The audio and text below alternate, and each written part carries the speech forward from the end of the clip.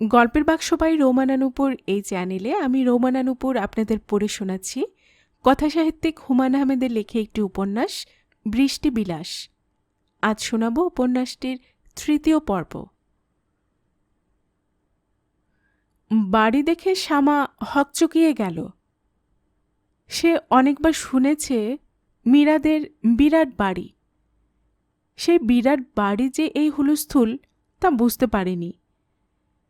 এমন বাড়ির একটা মেয়ে ইডেন কলেজে পড়বে কেন? সে পড়বে দেশের বাইরে, ইংল্যান্ড, আমেরিকায়, তা না হলে দার্জিলিং। এমন বাড়ির মেয়ে ফুটপাতে দাঁড়িয়ে ফুচকা খায়, ভাবাই যায় না। শ্যামা গেটের বাইরে দাঁড়িয়ে আছে। বাড়ির নাম্বার ঠিক আছে, নামও ঠিক আছে, হ্যাপি কটেজ। সব ঠিক থাকার পরেও তো ভুল হতে পারে। হয়তো এটা মীরাদের বাড়ি না, অন্য কারোর বাড়ি। একই নামে দুটো বাড়ি তো থাকতেই পারে। আতাউর বলল, এই বাড়ি? শ্যামা বলল, তাই তো মনে হয়। তুমি আগে আসোনি? না। কি বিশাল ব্যাপার। শ্যামা বলল, আপনি চলে যান। আতাউর দাঁড়িয়ে রইল, নড়ল না।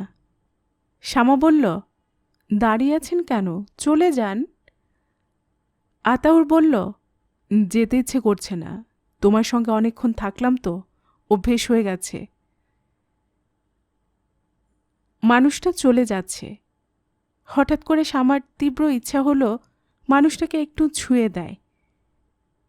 তার শরীর ঝিমঝিম করছে, নিঃশ্বাস বন্ধ হয়ে আসছে। মনে হচ্ছে মানুষটাকে ছুঁয়ে না দিলে সে আর নিঃশ্বাস নিতে পারবে না। একটা অজুহাত তৈরি করে কি মানুষটাকে ছুঁয়ে দেওয়া যায় না? সে কি বলতে পারে না, এই যে শুনুন, আপনার কপালে এটা কি লেগে আছে? খুব স্বাভাবিকভাবে এই কথাটা বলে সে কপালে হাত দিতে পারে। কপালে হাত দিয়ে অদৃশ্য ময়লা সরিয়ে ফেলা। মানুষটা নিশ্চয় এত বুদ্ধি নেই যে কপালে ময়লার আসল রহস্য ধরে ফেলবে। এ জাতীয় ব্যাপারগুলোতে পুরুষদের বুদ্ধি থাকে কম। হ্যাপি কটেজের বারান্দায় তৃণা দাঁড়িয়ে আছে। সে শ্যামাকে দেখে হাত নাড়ছে। শ্যামা বাড়ির ভেতর ঢুকল। তৃণা অতি ব্যস্ত ভঙ্গিতে শ্যামার কাছে এসে বলল, মারাত্মক একটা ব্যাপার হয়েছে। বিয়ের পর মেয়েকে উঠিয়ে নিয়ে যায় না, মীরাকে আজ নিচ্ছে না, এই বাড়িতেই বাসর হবে। মারাত্মক না? শ্যামা বলল, মারাত্মক কেন? বুঝতে পারছিস না কেন মারাত্মক? না। তৃণা বিরক্ত গলায় বলল, তোর কি মাথায় বুদ্ধি বলতে কিছু নেই নাকি? এ বাড়িতে বাসর হচ্ছে তার মানে কি? আমরা বাসর ঘর সাজানোর সুযোগ পাচ্ছি। অলরেডি সাজানো শুরু হয়েছে। আমার দুঃসম্পর্কের এক ভাই আছে, তার কলা বাগানে ভিডিওর দোকান। তাকে খবর দেয়া হয়েছে সে বাসর ঘরে গোপন ভিডিও ক্যামেরা সেট করে রাখবে, একটা সাউন্ড রেকর্ডারও থাকবে। মীরার যাবতীয় অডিও ভিজুয়াল কর্মকাণ্ড রেকর্ডের অবস্থায় থাকবে। এখন বুঝতে পারছিস কেন মারাত্মক? পারছি। মীরা কিছু বুঝতে পারছে না। সে তার বিয়ের টেনশনে বাঁচে না, সে কি বুঝবে? তার হচ্ছে মাথার ঘায়ে কুত্তা পাগল অবস্থা। বাসর হচ্ছে কোথায়? মীরার ঘরে হচ্ছে না, ছাদে এদের প্রকাণ্ড একটা কামরা আছে, সেখানে হচ্ছে। তুই এ বাড়িতে আগে এসেছিস? হ্যাঁ, এসেছি, মাত্র একবার এসেছি। এত প্রকাণ্ড বড়লোকের বাড়িতে বারবার আসা যায় না। এত বড় বাড়িতে নিজেকে সবসময় পরপর লাগে। তবে আমরা সবাই একসঙ্গে আছি তো আমাদের লাগছে না। সবাই এসে গেছে? তুই আর টুনি, তোরা দুজন বাদ ছিলি, এখন বাকি শুধু টুনি। মনে হয় সে আসবে না, বাসা থেকে ওকে ছাড়বে না। টুনি খুবই ভুল করল। বাসর ঘরে ভিডিও ফিট করাতে আমাদের শেষ না, আরও অনেক ফান হবে। আমাদের সোশিওলজি শাহানা ম্যাডামও এসেছেন। উনি প্রথম আলগা আলগা ঘুরে বেড়াচ্ছিলেন, এখন আমাদের দলে ফিরে গেছেন। ভিডিও ক্যামেরা ফিট করার তদারকি তিনিই করছেন। সে কি? বিয়ে বাড়িতে গেলে সব মেয়ের মাথায় খানিকটা হলেও আওলা হয়, ওনার সবচেয়ে বেশি আওলা হয়েছে। ভিডিও ক্যামেরা বসানোর লোক চলে এসেছে। তার নাম তাহের। তাকে দেখে মনে হচ্ছে সে লজ্জায় মুখ তুলতে পারছে না। এতগুলো মেয়ের পাশে সে খুবই অস্বস্তি বোধ করছে। কেউ কিছু বললেই চমকে উঠছে। একবার তো হাত থেকে ক্যামেরাও ফেলে দিল। শাহানা ম্যাডাম বললেন, তাহের, ক্যামেরাটা ফিট করছো কোথায়? খাটের মাথায়? তাহের হ্যাঁ সূচক মাথা নাড়ল। ম্যাডাম বললেন, ফিল্ড অফ ভিশন কি রেখেছ?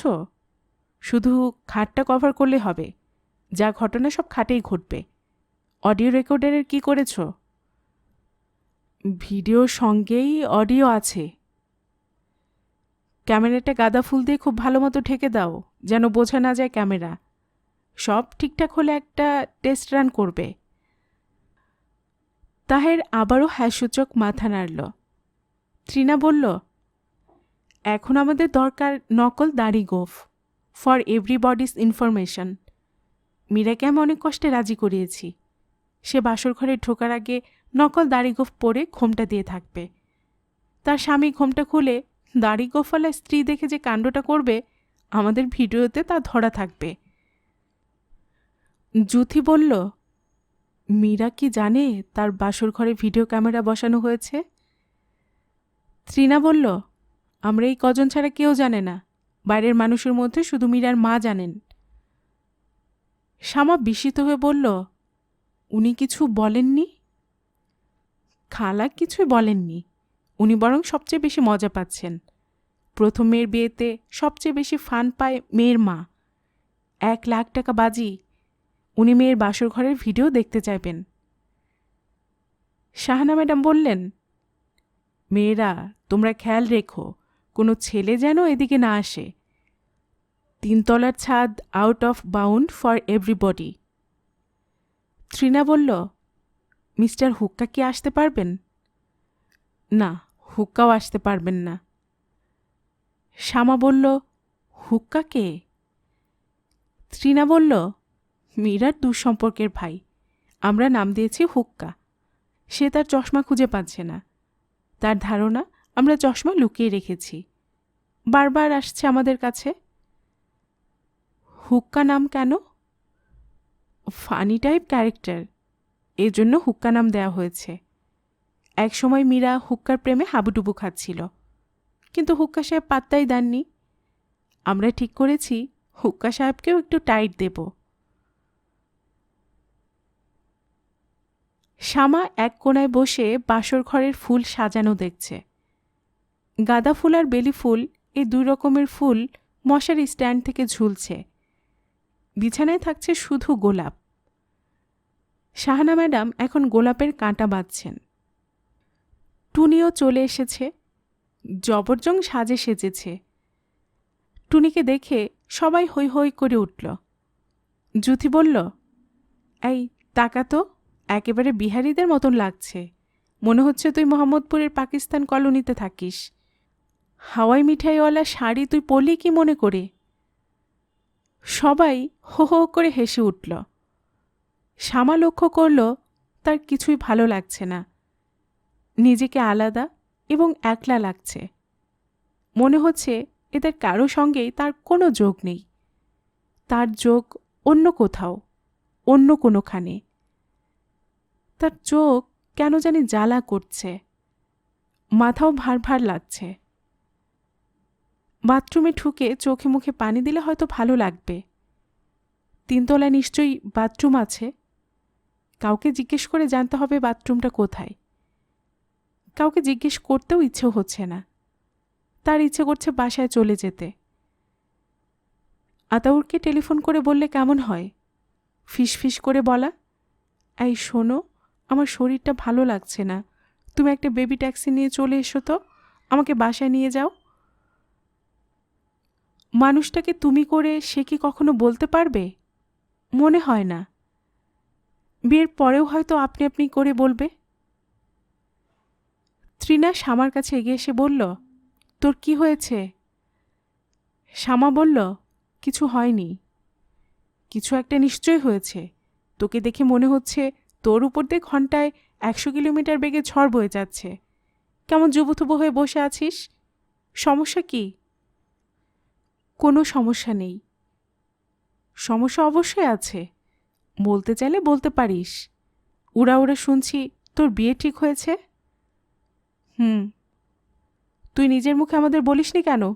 কেন আমরা উড়া উড়া শুনব? ছেলে পছন্দ হয়নি? তাই তো, বল হ্যাঁ বা না। শ্যামা চুপ করে রইল।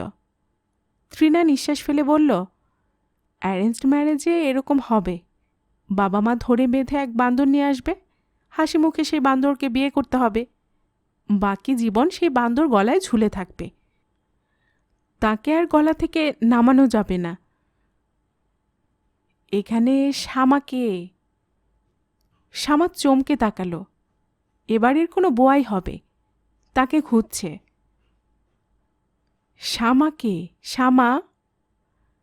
শ্যামা কাঁপা গলায় বলল, আমি শ্যামা, কি হয়েছে?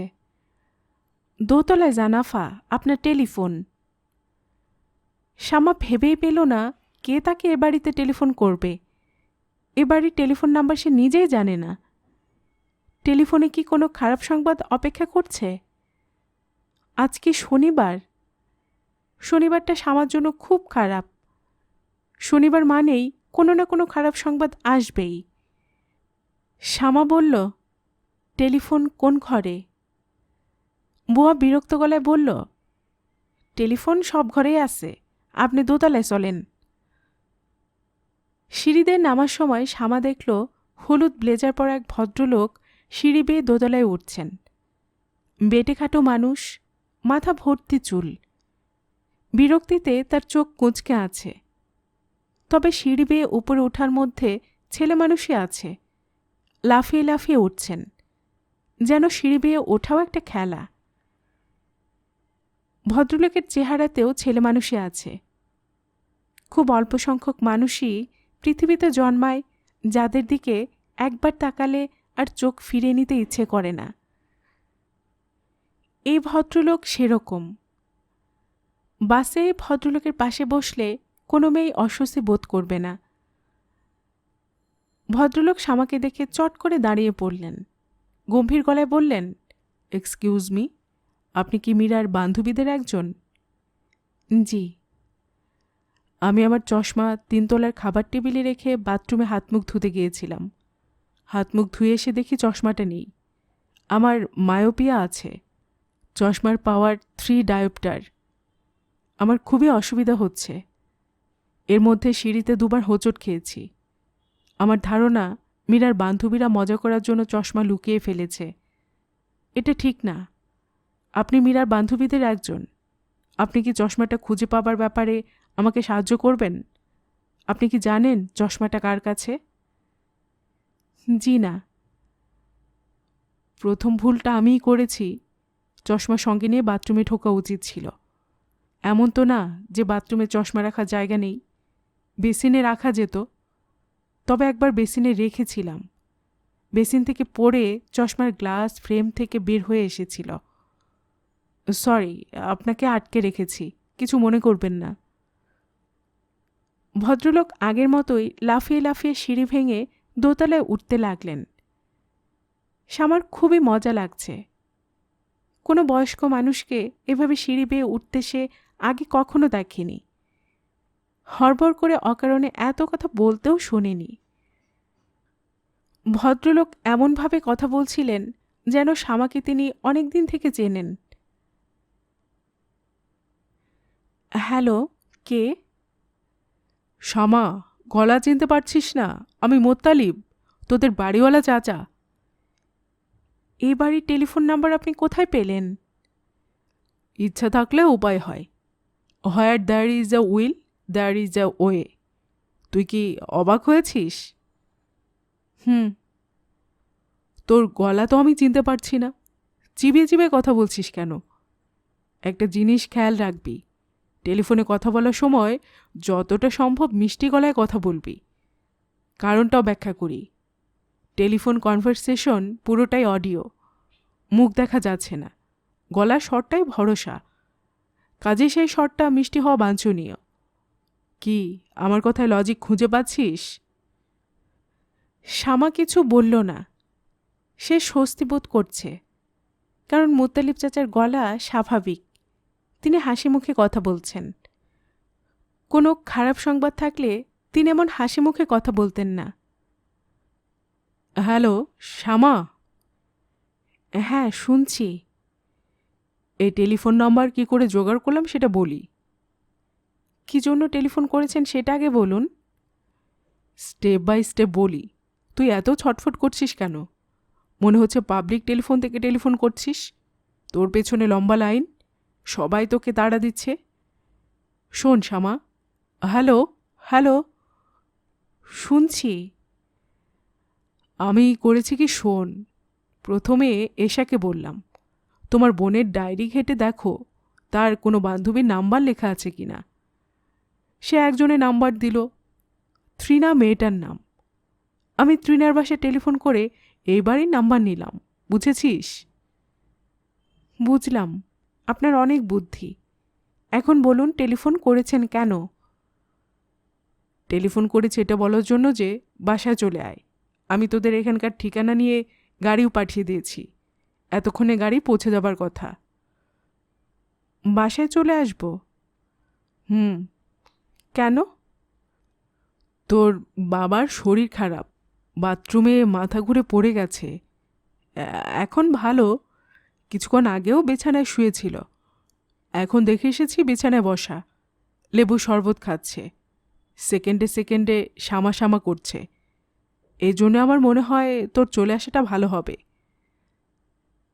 শ্যামা হতভম্ব গলায় বলল, চাচা আপনি কি বলছেন? আপসেট হবার কিছু নেই, তোর বাবা ভালো আছে। ডাক্তার এসে দেখে গেছে, বলেছে চিন্তার কিছু নেই। প্রেশার সামান্য বেশি, প্রেশার কমানোর ওষুধ দেয়া হয়েছে, সিডেটিভ দেয়া হয়েছে। আমি যতদূর জানি এখন নাক ঢেকে ঘুমোচ্ছে। চাচা আমি আসছি। তোর কথা শুনে মনে হচ্ছে তুই টেনশনে মরে যাচ্ছিস। টেনশন করার মতো কিছু হয়নি, এভরিথিং ইজ আন্ডার কন্ট্রোল। তোর মা শুরুতে খুব ভয় পেয়েছিল, এখন সামলে উঠেছে। তুই বরং এক কাজ কর, বাবাকে দেখে তারপর আবার বিয়ে বাড়িতে চলে যা। সাপ মরল, লাঠিও ভাঙল না। Snake is dead, stick is tagged. এত হাসছেন কেন? হাসির কি হলো? তোর টেনশন দেখে হাসছি। ভুল বললাম, টেনশন দেখতে পারছি না, শুধু ফিল করছি। আমার টেনশন করাটা কি হাস্যকর? হ্যাঁ হাস্যকর। ছোটোখাটো ব্যাপারে যদি এত টেনশন করিস, বড় ব্যাপারগুলি কিভাবে সামাল দিবি? চাচা আমি রাখি। এখন টেলিফোন রেখে কি করবি? গাড়ি তো এখনো পৌঁছায়নি, ততক্ষণ কথা বল। চাচা আমার কথা বলতে ইচ্ছে করছে না। শ্যামার টেলিফোন রেখে দ্রুত নিচে নেমে গেল। মুত্তালিব চাচার গাড়ি এখনও আসেনি। গাড়ির ড্রাইভার যদি বাসা চিনে আসতে না পারে? আচ্ছা, সে কি আতাউরকে টেলিফোন করে আসতে বলতে পারে না? আতাউর তাকে বেবি ট্যাক্সি করে পৌঁছে দেবে, এতে নিশ্চয় দোষের কিছু নেই। শ্যামা আতাউরের নাম্বার ডায়াল করল। টেলিফোন আতাউরই ধরল, আগের বারের মতো অন্য কেউ ধরল না। শ্যামাকে নানান ভনিতা করে আতাউরকে চাইতে হলো না। শ্যামা হ্যালো বলতেই আতাউর বলল, এশা তোমার খবর কি? দেখলে আমি কেমন গলা চিনি। আমার সঙ্গে একবার মাত্র কথা বলেছ আর আমি গলা মুখস্থ করে রেখে দিয়েছি। শ্যামা হকচকিয়ে গেল। এশা প্রসঙ্গটা তার মাথায় একেবারেই ছিল না, অথচ থাকা উচিত ছিল। সে বোকা না, বুদ্ধিমতী। এশা, হ্যালো বলে চুপ করে গেলে কেন? কোত্থেকে টেলিফোন করছো? আমাদের বাড়িওয়ালা চাচার বাসা থেকে করছি। আপনি কেমন আছেন? ভালো আছি। তোমার বুদ্ধিমতো দোকানটা গিয়েছিলাম।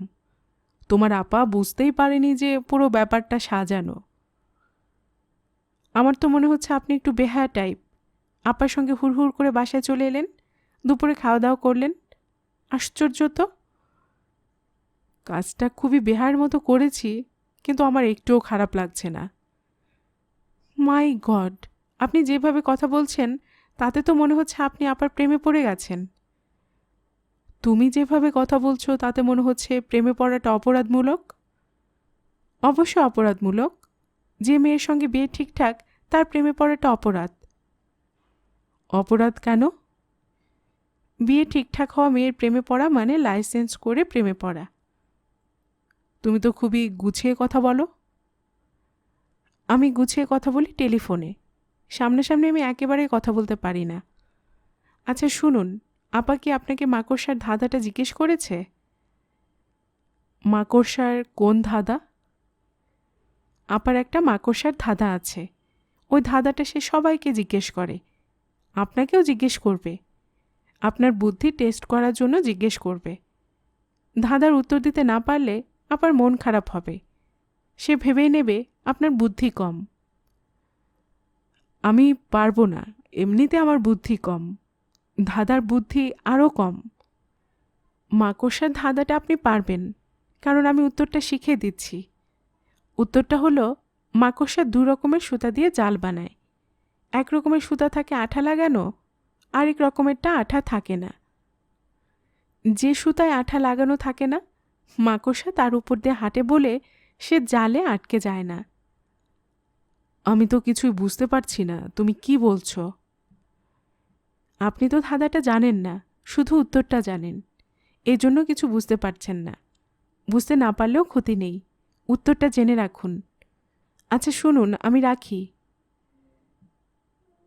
শ্যামা টেলিফোন নামিয়ে ঘর থেকে বের হলো, আর তখনই তার সব বান্ধবীরা সিঁড়ি দিয়ে নামল। বান্ধবীদের সঙ্গে মিস্টার হুক্কা আছেন, শাহানা ম্যাডামও আছেন। সবাই তাকিয়ে আছে তার দিকে। মিস্টার হুক্কা কঠিন গলায় বললেন, এক্সকিউজ মি, আপনার বান্ধবীরা বলছে আপনি আমার চশমা আপনার হ্যান্ডব্যাগে লুকিয়ে রেখেছেন। কাজটা ঠিক করেননি। যোগ ভালো, but not at the expense of someone. Shyama বলল, আমি আপনার চশমা লুকিয়ে রাখিনি। তৃণা বলল, তোর হ্যান্ডব্যাগ খুলে দেখিয়ে দে না, হ্যান্ডব্যাগে কিছু নেই, এত কথার দরকার কি? তৃণা মুখ চেপে হাসছে। শ্যামার বুক ধক করে উঠল। সে এখন পুরোপুরি নিশ্চিত তার হ্যান্ডব্যাগে ভদ্রলোকের চশমা আছে। তৃণা এক ফাঁকে লুকিয়ে রেখেছে। শ্যামা হ্যান্ডব্যাগ খুলে চশমা বের করল। তার চোখে পানি এসে যাচ্ছিল। সে অনেক কষ্টে চোখের পানি আটকে বলল, আই এম সরি। ভদ্রলোক চশমায় নিতে নিতে বললেন, কিছু কিছু অপরাধ আছে শুধু সরিতে কাটা যায় না। যাই হোক, আমি আপনার সরি গ্রহণ করছি। আপনাকে একটা ছোট্ট উপদেশ দেবার ইচ্ছে ছিল, দিচ্ছি না, কারণ আমার মনে হয় না আপনার সঙ্গে আমার আবারও দেখা হবে। রাত 9টা। এতক্ষণে মন্টু 2টা চ্যাপ্টার পড়ে ফেলতে পারত। এখনও সে বই নিয়ে বসতেই পারেনি। একবার বসেছিল, বই খোলার আগেই টপ করে দেয়াল থেকে একটা টিকটিকি বইয়ের উপর পড়েছে। টিকটিকি বইয়ের উপর পড়া খুব অলক্ষণ। সে বই বন্ধ করে উঠে পড়েছে। অলক্ষণের সময় পার করে সে আবার পড়তে বসবে। তাছাড়া মনও বসছে না। বাবার জন্য খুব অস্থির লাগছে। বড় আপা অবশ্য চলে এসেছে, অস্থির ভাবটা এখন অনেকখানি কমেছে। আপা মেয়ে মানুষ, সে কী বা করবে? তারপরেও মন্টুর মনে হয় আপা ঘরে থাকা মানেই অনেক কিছু। মন্টু একটু পরপরই দরজা ধরে দাঁড়াচ্ছে, বাবাকে দেখেই চলে যাচ্ছে। তার উপর দিয়ে সন্ধ্যের পর থেকে একের পর এক ঝামেলা যাচ্ছে। তাকে ডাক্তার ডেকে আনতে হয়েছে, চাইনিজ রেস্টুরেন্ট থেকে স্যুপ আনতে হয়েছে, তাকে ওষুধ আনতে হয়েছে। আব্দুর রহমান সাহেব খুব বিব্রত বোধ করছেন। তার লজ্জাও লাগছে, সবাইকে দুশ্চিন্তায় ফেলে দেওয়ার লজ্জা। তিনি পরিবারের প্রধান, তার কর্তব্য সবাইকে দুশ্চিন্তামুক্ত রাখা। বড় মেয়েটা শখ করে বান্ধবীর বিয়েতে গিয়েছিল, তাকে চলে আসতে হয়েছে। মেয়েটার মনটা নিশ্চয়ই খুব খারাপ। শ্যামা বলল, বাবা, স্যুপটা খাও, ঠান্ডা হয়ে যাবে। স্যুপ থেকে মুরগি মুরগি গন্ধ আসছে। ভাতের মারের মতো একটা জিনিস, তার উপর লতাপাতা ভাসছে। দেখে অভক্তি লাগছে। তারপরও মেয়ের মুখের দিকে তাকিয়ে তিনি এক চুমুক স্যুপ মুখে দিলেন। শ্যামা বলল, স্যুপটা খেতে ভালো লাগছে না? তিনি বললেন, খারাপ না। তাহলে খাও, চামচ হাতে নিয়ে বসে আছো কেন? তিনি পরপর কয়েক চামচ স্যুপ মুখে দিলেন। শ্যামা বলল, শরীরটা কি এখন আগের চেয়ে ভালো লাগছে? একটু ভালো না অনেকখানি ভালো? অনেকখানি ভালো। স্যুপ খেয়ে শুয়ে পড়ো। আব্দুর রহমান সাহেব আরও এক চামচ স্যুপ মুখে দিলেন। ভক করে মুরগির গন্ধ নাকে লাগল। শরীর কেমন যেন মোচড় দিচ্ছে। বমি হয়ে যেতে পারে। তিনি বমি আটকাবার চেষ্টা করলেন। তার শরীরের কলকবচা ভালো না। একবার বমি শুরু হলে বাড়িতে আবারও হইচই শুরু হবে। মন্টুর পড়া হবে না। পরীক্ষার আগের রাতে রিভিশনটা 1 মাসের পড়ার সমান। কাল তার পরীক্ষা, মনেই ছিল না। স্যুপ খাওয়াটা বন্ধ করতে হবে। মেয়ে এমন আগ্রহ নিয়ে খেতে বলছে, তিনি নাও করতে পারছেন না। মন্টু দরজা ধরে আবারও এসে দাঁড়িয়েছে। তিনি চোখের ইশারায় ছেলেকে কাছে ডাকলেন। মন্টু এগিয়ে এলো। রিভিশন শেষ হয়েছে? না। আমার শরীর ভালো আছে, আমাকে নিয়ে মোটেও চিন্তা করবি না। হাত মুখ ধুয়ে বই খাতা নিয়ে বসে যা। রাত 2টা পর্যন্ত পড়বি। 2টার পর ঠান্ডা পানিতে হাত মুখ ধুয়ে শুয়ে পড়বি। পরীক্ষার আগের রাতে রিভিশন যেমন দরকার, ঘুমও ঠিক তেমনই দরকার। 2টার ইম্পর্টেন্সই সমান সমান, 50-50। বুঝতে পারলি? মন্টু মাথা কাত করল। শ্যামা বলল, তোমার উপদেশ দেবার কোনো দরকার নেই বাবা, তুমি স্যুপটা শেষ করো, ঠান্ডা হলে আর খেতে ভালো লাগবে না। আব্দুর রহমান সাহেব নিচু গলায় বললেন, আমি আর খাবো না, বমি আসছে। বাতি নিভিয়ে দিয়ে তুই চলে যা, আমি শুয়ে থাকব। মাথায় হাত বুলিয়ে দেই? দরকার নেই। তোমার কি ঘুম পাচ্ছে? ঘুম পেলে মাথায় হাত না বুলোলেই ভালো। ঘুমের সময় মাথায় হাত বুলালে ঘুম কেটে যায়।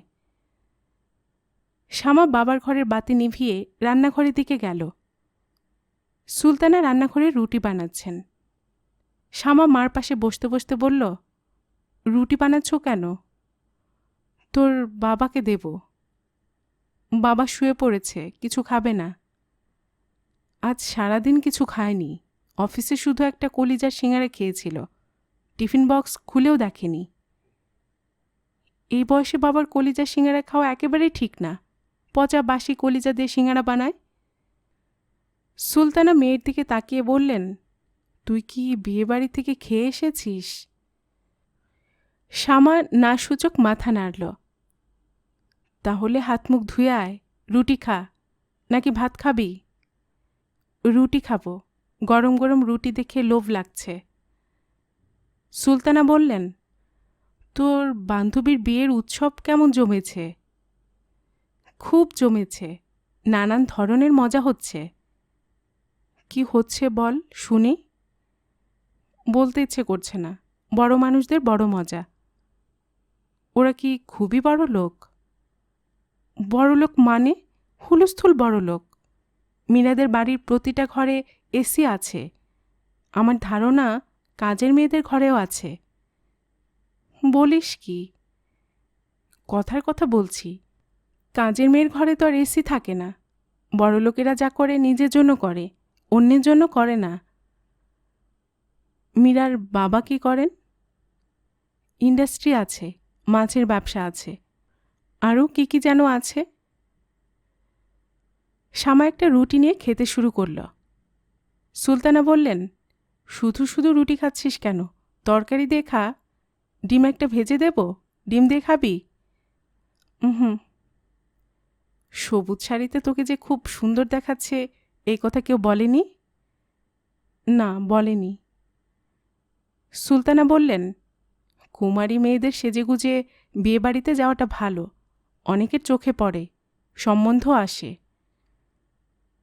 সুলতানা মাথা নিচু করে লজ্জিত ভঙ্গিতে হাসতে হাসতে বললেন, তোর বয়সে আমি যতবার কোনো বিয়েবাড়িতে গিয়েছি ততবার বিয়ের সম্বন্ধ এসেছে। এর মধ্যে একটা এসেছিল প্লেনের পাইলট। পাইলটের সঙ্গে বিয়ে হলো না কেন? বিয়ে হলে তো প্লেনে করে তুমি দেশ বিদেশ ঘুরতে পারতে। বিয়ে কপালের ব্যাপার। কপালে লেখা ছিল তোর বাবার সাথে বিয়ে হবে, তাই হয়েছে। আমার কপালে লেখা খাতাউরের সঙ্গে বিয়ে হবে। কাজে যত সেজেগুজেই বিয়ে বাড়িতে যাই না কেন, আমার কপালে খাতাউর, তাই না মা?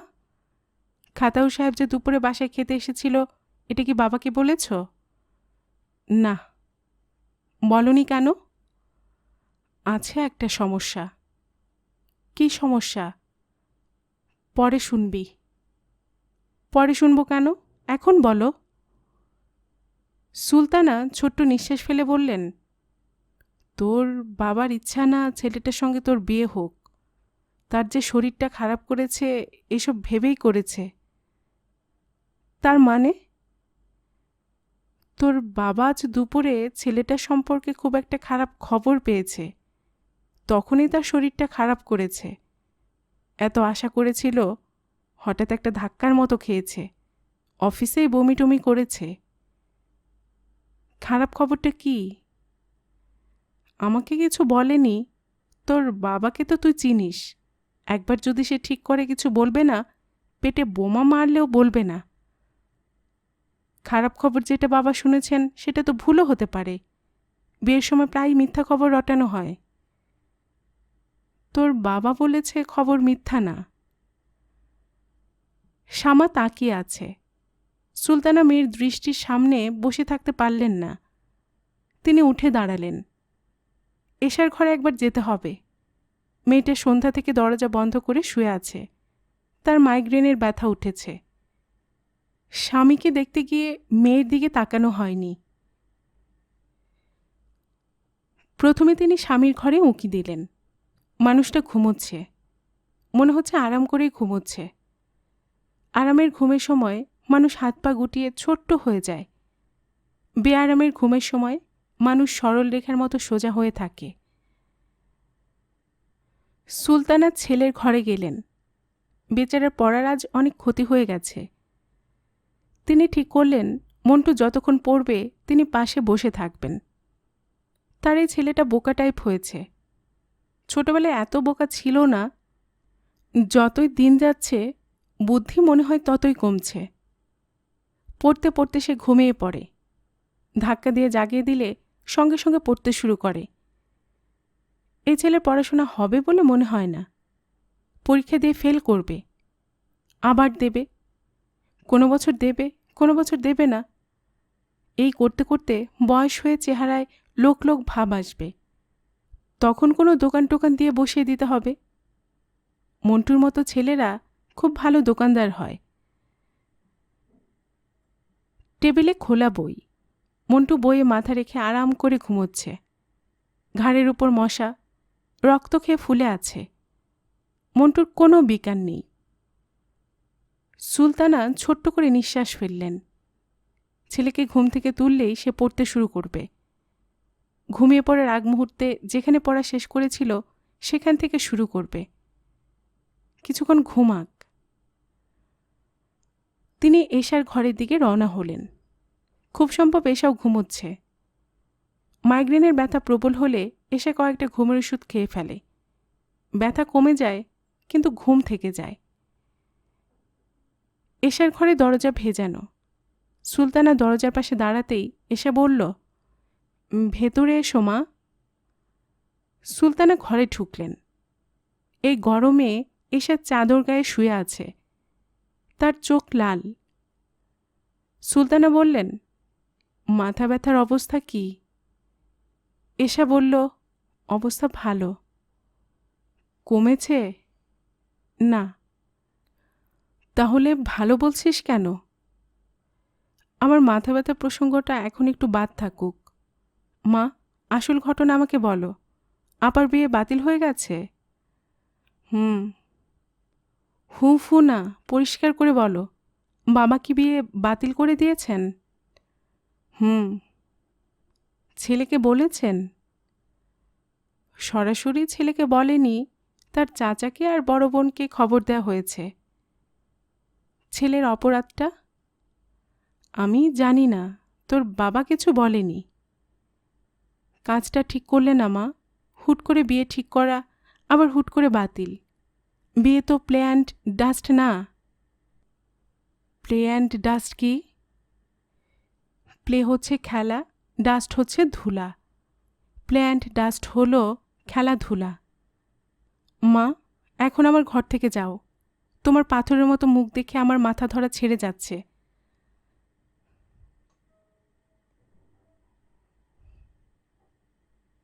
শ্যামা, তুই কি আমার উপর খুব বেশি রেগে আছিস? 3 দিন হয়ে গেল, এখনও টেলিফোন করলি না। আমি তোর নিষেধ সত্ত্বেও তোদের বাড়িওয়ালা টেলিফোন করেছিলাম। 2 বার করেছি। প্রথমবার তিনি বললেন রং নাম্বার। দ্বিতীয়বার বললেন শ্যামারা এই বাড়ি ছেড়ে চলে গেছে, মালিবাগের দিকে বাসা নিয়েছে, রেল ক্রসিংয়ের কাছে। বয়স্ক একজন মানুষ মিথ্যে কথা বললে কেমন লাগে বলতো? রাগে আমার গা জ্বলে যাচ্ছে। এই ভদ্রলোককে আমি একটা শিক্ষা দেব। শ্যামা, আমাদের পিকনিকে তুই এই ভদ্রলোককে ভুলিয়ে ভালিয়ে নিয়ে আয় না, তারপর দেখ আমি কি করি। শ্যামা শোন, ওই দিনের ঘটনা আমি খুব দুঃখিত। সামান্য ফান করলাম। এক বন্ধু আরেক বন্ধুর সঙ্গে ফান করতে পারবে না? ভদ্রলোকের চশমা তোর ব্যাগে পাওয়া গেল, তাতে ক্ষতি কিছু হয়নি, বরং লাভ হয়েছে। কী লাভ হয়েছে সেটা বলি, মন দিয়ে শোন। ভদ্রলোক তো মোটামুটি অন্ধের মতোই হাঁটাহাঁটি করছিলেন। চশমা ফেরত পেয়ে প্রথম তোকে দেখলেন। তুই সবুজ শাড়ি পরে দাঁড়িয়েছিলি, তোকে দেখাচ্ছিল ইন্দ্রাণীর মতো। ইন্দ্রাণী জিনিসটা কি আমি জানি না, প্রায়ই গল্পের বইয়ে পড়ি ইন্দ্রাণীর মতো সুন্দর, কাজে ধরে নিচ্ছি ইন্দ্রাণী খুবই রূপবতী কেউ। ভদ্রলোক তোকে দেখে ধাক্কার মতো খেলেন। রবীন্দ্রনাথের ভাষায় বাজিল বুকে সুখের মতো ব্যথা। তুই রাগে দুঃখে কেঁদে ফেললি, তারপর চোখ মুছতে মুছতে চলে গেলি। তখন আমি হুক্কা বাবাজিকে আসল ঘটনা বললাম যে তুই চশমার ব্যাপারটা কিছুই জানিস না, আমি তোর ব্যাগে চশমা লুকিয়ে রেখেছিলাম। ঘটনা শুনে হুক্কা বাবাজির আসল নাম আশফাকুর রহমান, খুবই মন খারাপ করলেন। তিনি ঠিক করেছেন তোদের বাসায় গিয়ে তোর কাছে ক্ষমা প্রার্থনা করবেন। আমার ধারণা ইতিমধ্যে তিনি এই কাজটা সেরে ফেলেছেন এবং তোর সঙ্গে হুক্কা বাবাজির কথাবার্তা হয়েছে। আমার এই ধারণার পেছনে কারণ আছে। হুক্কা বাবাজির মা আজ সকালে আমাকে টেলিফোন করে তোর সম্পর্কে খোঁজ খবর করছিলেন। জানতে চাচ্ছিলেন তুই মেয়ে কেমন, তোর কারো সঙ্গে অ্যাফেয়ার আছে কি না। কাজেই বুঝতেই পারছিস ঘটনা অনেক দূর গড়িয়েছে, এখন শুধু গড়াতেই থাকবে। হুক্কা বাবাজিকে যদি বড়শিতে গেঁথে তুলতে পারিস তাহলে বিরাট কাজ হবে। ওদের গুলশানের 3 তলা বাড়ির ছাদে সুইমিং পুল আছে। আমি দেখিনি, মীরার কাছে শুনেছি। পয়সাওয়ালা স্বামী হলো সোনার চামচ। কথায় আছে না, সোনার চামচ বাঁকাও ভালো।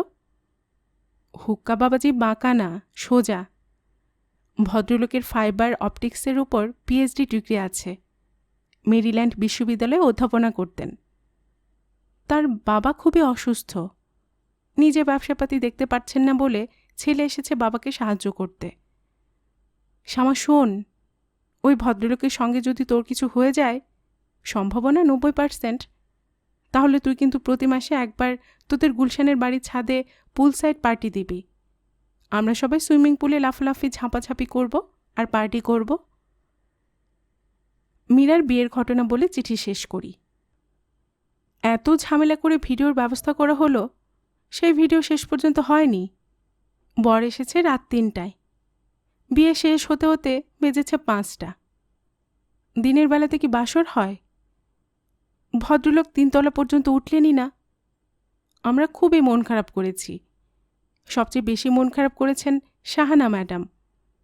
শেষে ম্যাডামকে বললাম, ম্যাডাম মন খারাপ করবেন না, আমরা তো অনেকে আছি বিয়ের বাকি, আমাদের যে কোনো একজনের বাসর রাত ভিডিওর ব্যবস্থা হবে।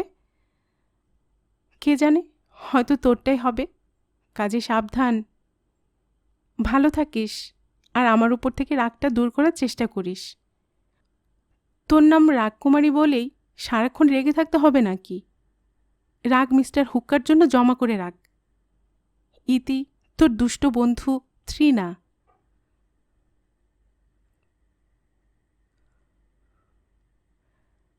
শ্যামা জেগে আছে।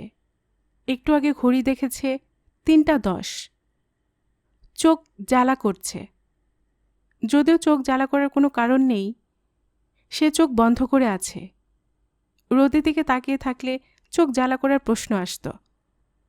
ঘর অন্ধকার। যখন ঘুমোতে গিয়েছিল তখন গরমে শরীর ঘেমে যাচ্ছিল। এখন শীত শীত লাগছে। মাথার উপর ফ্যান ঘুরছে। রাত যতই বাড়ছে ফ্যানের গতি মনে হয় ততই বাড়ছে। দূরে কোথাও বৃষ্টি হচ্ছে কি? আশেপাশে কোথাও বৃষ্টি না হলে এতটা ঠান্ডা লাগার কথা না। শ্যামা আবারও ঘড়ি দেখল। রেডিয়ামে ডায়াল দেয়া ঘড়ি। অন্ধকারে বিড়ালের চোখের মতো জ্বলে। এখন বাজছে 3টা 12। মাত্র 2 মিনিট পার হয়েছে। শ্যামার কাছে মনে হচ্ছে অনন্তকাল। অনিদ্রা রোগ মানুষকে এতটা কষ্ট দেয় তার জানা ছিল না। তার ছিল বালিশ ঘুম, বালিশে মাথা লাগানো মাত্র ঘুম। আজ এ কি যন্ত্রণা হলো? আগে চোখ জ্বালা করছিল, এখন মুখ জ্বালা করছে। এই জ্বলুনি কি শেষ পর্যন্ত সারা শরীরে ছড়িয়ে পড়বে? বিছানায় শুয়ে না থেকে ভেতরের বারান্দায় চলে গেলে কেমন হয়? ভেতরের বারান্দায় কাঠের চেয়ারটা আছে। চেয়ারের পাহাটা আবার ভেঙেছে। আব্দুর রহমান সাহেব আবার ঠিক করেছেন। এই নিয়ে 3বার হলো। চেয়ারে বসে সকাল হওয়া দেখা। অনেক দিন সকাল হওয়া দেখা হয় না। আজ দেখবে। না, তা করা যাবে না। ফজরে আজান হতেই মা বাবা দুজনে উঠে পড়বেন। তারা অজু করতে এসে দেখবেন তাদের বড় মেয়ে একা একা বারান্দায় বসে আছে। মনের কষ্টে মেয়ে সারা রাত ঘুমোতে পারেনি। তারা দুজনেই খুবই দুঃখিত হবেন। সেটা হতে দেওয়া যায় না। শ্যামা মনের কষ্টে ঘুমোতে পারছে না, এটা ঠিক না। তার মনে কষ্ট নেই, তবে তার খারাপ লাগছে। খারাপ লাগলেই সেই খারাপ লাগাটা অন্যকে দেখাতে হবে কেন? আজ তার জন্য খারাপ একটা রাত যাচ্ছে। রাতটা কোনো মতে পার করতে পারলে সব ঠিক হয়ে যাবে। একজন লোকের সঙ্গে তার বিয়ে ঠিক হয়েছিল। যে কোনো কারণে বিয়েটা ভেঙে গেছে। এটা এমন কোনো বড় ঘটনা না। এই লোকের সঙ্গে বিয়ে হলে তার এক ধরনের ছেলে মেয়ে হতো, অন্য আরেকজনের সঙ্গে বিয়ে হলে অন্য ধরনের ছেলে মেয়ে হবে। ব্যাস, এই তো, এর বেশি আর কি। 3টা 20 বাজে। এই শেষবার ঘড়ি দেখা। শ্যামা ঠিক করে ফেলল সকালে সূর্য ওঠার সঙ্গে সঙ্গে আতাউর নামের মানুষটার ব্যাপারে সে কিছু ভাববে না। আংটিটা ফেরত পাঠাতে হবে। ভাগ্যিস সে আংটি আঙুলে আর পড়েনি।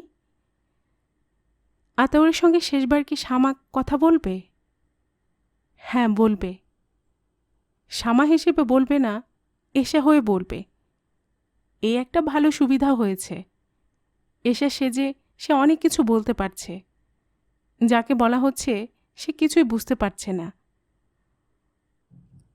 শ্যামা ভেবেছিল বাসর রাতে পুরো ঘটনাটা আতাউরকে হাসতে হাসতে বলবে এবং মানুষটার হতভম্ব মুখ দেখবে। মানুষটা নিশ্চয়ই খুব লজ্জা পাবে। বিড়বিড় করে বলবে, তুমি এমন মেয়ে, আশ্চর্য। তখন শ্যামা হঠাৎ শুরু করবে একটা ভূতের গল্প। সে খুব ভালো ভূতের গল্প বলতে পারে। তার নানিজানদের বাড়ির পেছনের জঙ্গলে 12-13 বছর বয়সী একটি মেয়ের ডেড বডি পাওয়া গিয়েছিল। মেয়েটা কে, কোত্থেকে এখানে এসেছে, কেউ কিচ্ছু জানে না। ফুটফুটে চেহারা, মাথা ভর্তি চুল, ঠোঁটের কোণায় হাসির রেখা। পুলিশ এলো, তদন্ত হলো, কিছুই বের হলো না। মেয়েটার কবর হলো গ্রামের মসজিদের পেছনের কবরস্থানে। তারপর শুরু হলো যন্ত্রণা। গভীর রাতে মেয়েটার কান্না শোনা যায়। লোকজনদের ফিসফিস করে বলে, এই তোমরা আমাকে কবর দিলে কেন? আমি হিন্দু, আমার নাম লীলাবতী। গ্রামের লোকজন অস্থির হয়ে পড়ল। শেষে সবাই মিলে সালিশ করে ঠিক করল, কবর খুঁড়ে মেয়েটার ডেড বডি বের করে শ্মশানে নিয়ে পোড়ানো হবে। কবর খোঁড়া হলো। দেখা গেল কবরে কিছুই নেই, কাফনের কাপড়টা শুধু পড়ে আছে। ভূতের গল্প শেষ করে শ্যামা ভয় কাটানোর জন্য একটা মজার গল্প বলবে। যে গল্প বলবে সেটাও ঠিক করা।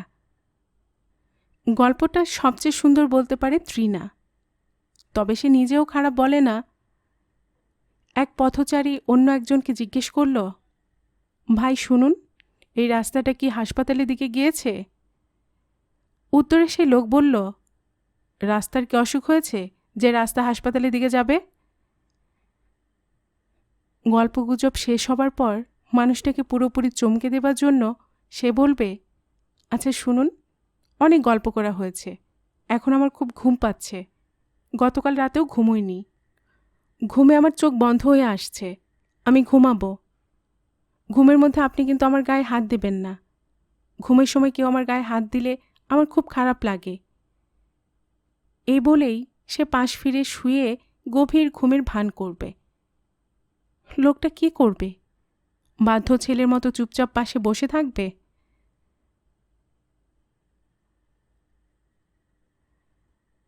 আজান হচ্ছে। সুলতানা উঠেছেন, রান্নাঘরের দিকে যাচ্ছেন। চুলায় চায়ের কেতলি বসিয়ে তিনি তার স্বামীকে ডেকে তুলবেন। দুজনে ফজরে নামাজ পড়ে একসঙ্গে চা খাবেন, তারপর আবার ঘুমোতে চলে যাবেন। ঘণ্টাখানিক ঘুমিয়ে আবার উঠবেন। এই উঠা ফাইনাল উঠা, আগেরটা সেমিফাইনাল। এই রুটিনের কোনো ব্যতিক্রম শ্যামা তার জীবনে দেখেনি। শ্যামা এবং তার বাবা রুটিনের মধ্যে আটকা পড়ে গেছেন। মানুষ অতি দ্রুত রুটিনে আটকা পড়ে যায়। ভালোবাসাবাসেও কি একসময় রুটিনের মধ্যে চলে আসে? রুটিন করে একজন আরেকজনকে ভালোবাসে? শ্যামা বিছানায় উঠে বসল। সে ঠিক করল এক কাপ চা নিয়ে ছাদে চলে যাবে। ছাদে হাঁটতে হাঁটতে চা খাবে।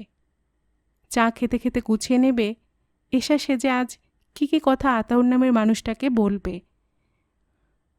কথা বলবে কি না সেটাও ভাবার ব্যাপার আছে। এখন আর কথা বলে কি হবে?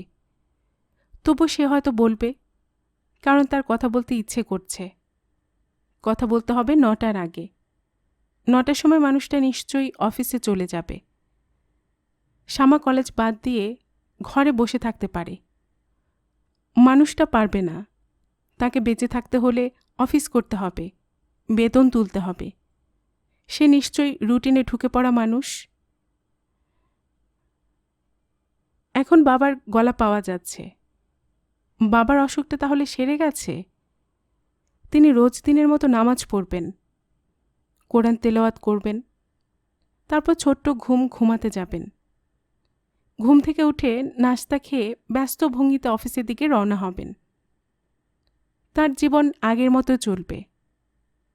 শ্যামার জীবনও হয়তো আগের মতো চলবে। একসময় আতাউর নামের লোকটার কথা মনেও থাকবে না। অনেক দিন পর তার নিজের মেয়ে বড় হবে। সে তার বান্ধবীর বিয়ে দেখে বাসায় ফিরে মার সঙ্গে গল্প করতে বসবে।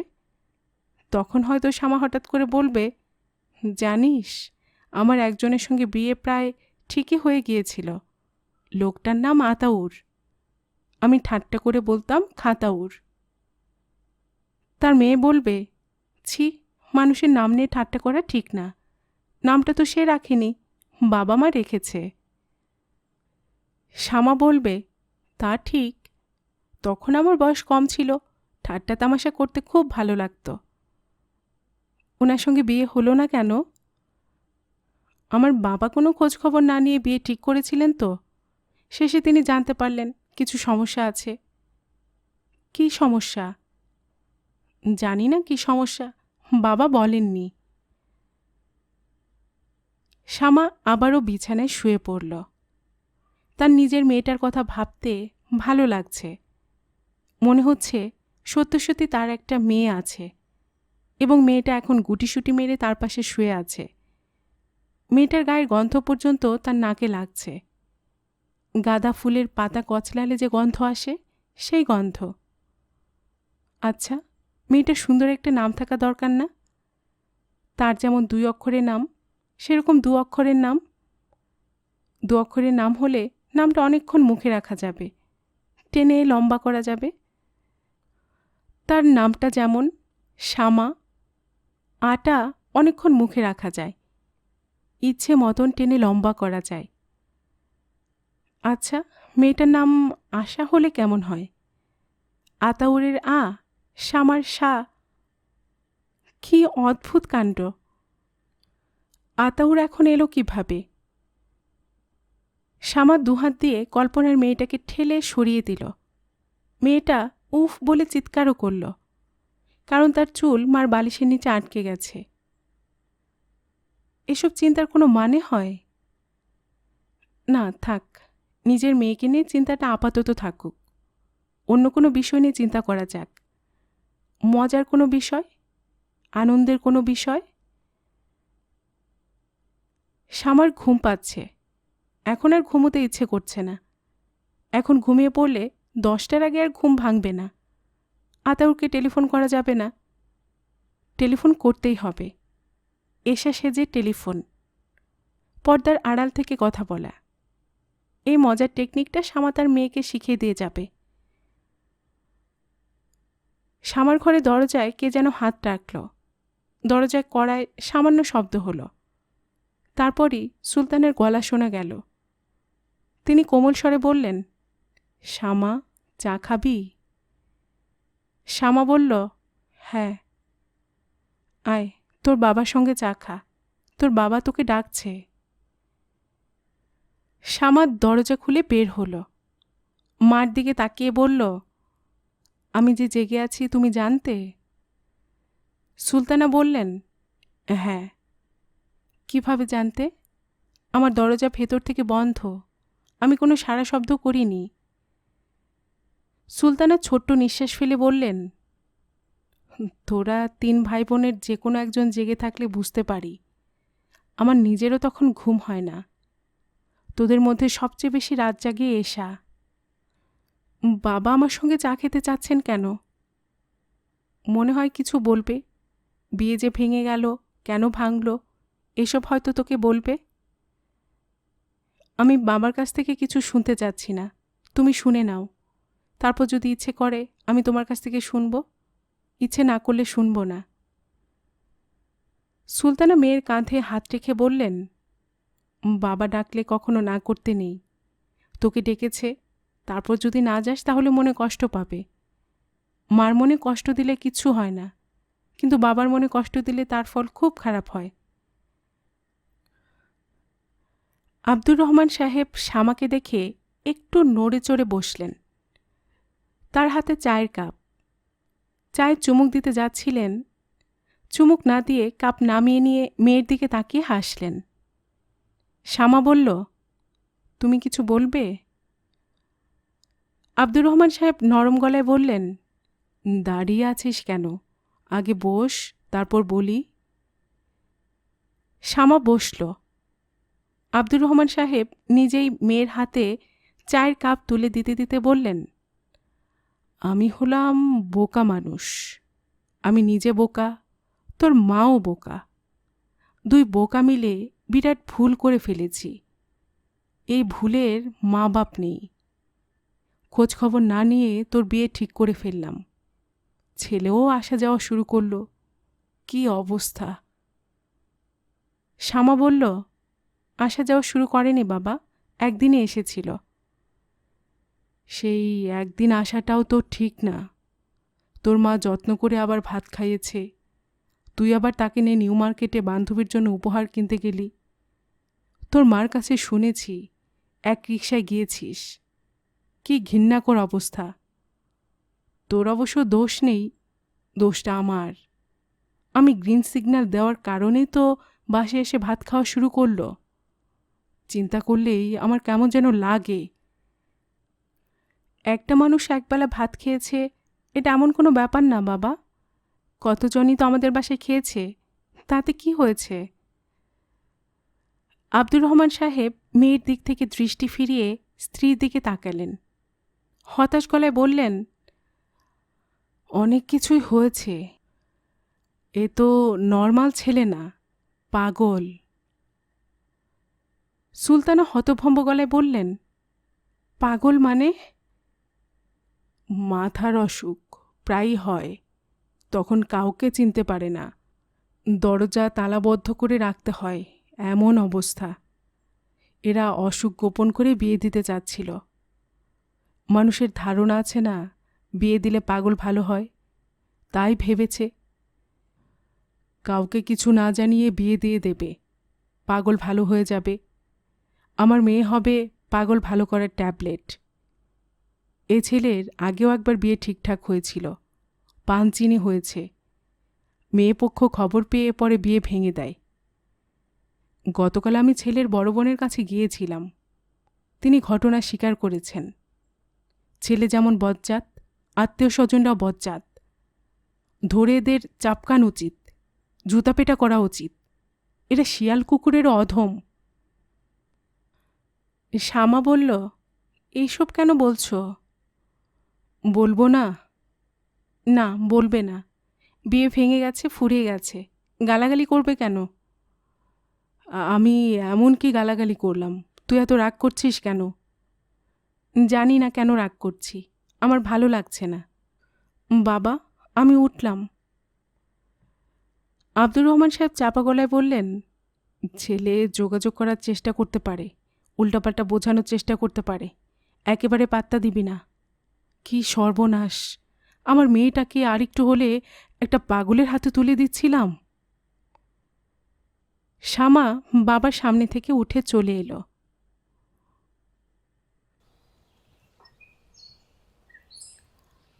হ্যালো, আমি এশা। বুঝতে পারছি। তুমি কেমন আছো? আমি ভালো আছি। আপনার গলাটা এমন লাগছে কেন? মনে হচ্ছে আপনি না, অন্য কেউ কথা বলছে। আমার মন ভালো নেই। মন ভালো না থাকলে আমার গলার স্বর বদলে যায়। মন ভালো নেই কেন? বিয়ে ভেঙে গেছে বলে? আতাউর জবাব দিল না। শ্যামা কিছুক্ষণ জবাবের জন্য অপেক্ষা করল। জবাবের জন্য অপেক্ষা করে ভালোই হলো। পরের প্রশ্নটা কি করা যায় ভাবার সময় পাওয়া যাচ্ছে। কঠিন কঠিন কিছু প্রশ্ন করা উচিত। কঠিন প্রশ্নগুলি মাথায় আসছে না, বরং উল্টোটা হচ্ছে। শ্যামার গলা ভার ভার হয়ে আসছে। এশা? জি? তোমরা সবাই আমাকে খুব খারাপ ভাবছো, তাই না? আমি ভাবছি না, তবে অন্যরা ভাবছে। তুমি ভাবছো না কেন? কারণ আমি আপনাকে খুব ভালো কখনো মনে করিনি। বাবা মনে করেছেন, এই জন্যই বাবা মনে কষ্ট পাচ্ছেন। আর আপা খুব কষ্ট পেয়েছে। সে অবশ্য কষ্টের কথাটা কাউকে বলেনি, কিন্তু আমি বুঝতে পারি। ও আচ্ছা। আমি বয়সে অনেক ছোট, কিন্তু আমি কি আপনাকে একটা উপদেশ দেব? দাও। আপনার বিয়ে করা উচিত হবে না। আপনি তো মোটামুটি ধরনের অসুস্থ না, বেশ অসুস্থ। আমার কথা কি ভুল? না, ভুল না। আমি যখন অসুস্থ হই, বেশ ভালোই অসুস্থ হই। আমাকে তালাবদ্ধ করে রাখতে হয়। অসুখটা সেরে গেলে পুরনো অনেক কিছু ভুলে যাই। এই অসুখ সারবে ডাক্তাররা কি এমন কথা বলেছেন? না, বলেননি, বরং উল্টোটা বলেছেন। বলেছেন বয়সের সঙ্গে সঙ্গে অসুখটা বাড়বে। অসুখের ব্যাপারটা গোপন করাটা কি আপনার ঠিক হয়েছে? না, ঠিক হয়নি, খুব অন্যায় হয়েছে। অন্যায়টা করলেন কেন? তোমার আপাকে দেখে মনে হলো আমার অসুখটা সেরে গেছে, আর কোনো দিন হবে না। যে অসুখ হবে না, একবারে সে অসুখের কথা বলতে ইচ্ছে করলো না। আপার আগে আপনার আরও একটি মেয়ের সঙ্গে বিয়ের কথা হয়েছিল, তাদেরকেও আপনার অসুখের কথা জানাননি। ওই মেয়েটিকে দেখেও কি মনে হয়েছিল আপনার অসুখ সেরে গেছে? আতাউর চুপ করে রইল। এশা বলল, আচ্ছা থাক, এ প্রশ্নের জবাব দিতে হবে না। আপনি কিছু বলতে চাইলে বলুন, আমি টেলিফোন রেখে দেব। আমি তোমার আপার সঙ্গে একটু কথা বলতে চাই। তুমি কি ব্যবস্থা করে দেবে? তাকে দু একটা কথা বলতে চাই। কি কথা? এটা তোমার আপাকে বলবো, তোমাকে না। আপার সঙ্গে কথা বলার সুযোগ পাবেন না, কারণ আপা আপনার সঙ্গে কখনো কথা বলবে বলে মনে হয় না। তাছাড়া আপার অন্য জায়গায় বিয়ের কথাবার্তা হচ্ছে। ছেলের নাম আশফাকুর রহমান। ছেলে মেরিল্যান্ড ইউনিভার্সিটির টিচার। মনে হচ্ছে বিয়েটা হয়ে যাবে। এই অবস্থায় কি আপার উচিত আপনার সঙ্গে যোগাযোগ রাখা? উচিত না। আমি আজ রাখি, আপনি ভালো হয়ে যান, এর বেশি আর কী বলবো? সেটা সম্ভব না, আমি খুবই অসুস্থ। শোনো এশা, তোমার সঙ্গে সরাসরি আমার কখনো কথা হয়নি, শুধু টেলিফোনে কথা হয়েছে। শুধুমাত্র তোমার কথা শুনে আমি তোমাকে যে কী পরিমাণ পছন্দ করেছি সেটা একমাত্র আমিই জানি। তোমাকে আমার মনে হয়েছে খুবই কাছের একজন। এখনও কি মনে হচ্ছে? হ্যাঁ, এখনও মনে হচ্ছে। বড় আপার বিয়েতে আপনাকে দাওয়াত দিলে আপনি কি আসবেন? হ্যাঁ, আসব। আপনার লজ্জা করবে না? করবে, তারপরেও আসব। তোমার আপার কাছে শুনেছি তুমি একটা ছেলেকে খুব পছন্দ করো। তোমরা খুব শিগগিরই নাকি বিয়ে করবে। তোমার বিয়েতেও আমি আসব, দাওয়াত না করলেও আসব। শামার টেলিফোন নামিয়ে রাখল। সে অবাক হয়ে লক্ষ্য করল তার চোখ দিয়ে পানি পড়ছে। নিজের উপরই তার রাগ লাগছে। এর কোনো মানে হয়? কেন তার চোখ দিয়ে পানি পড়বে?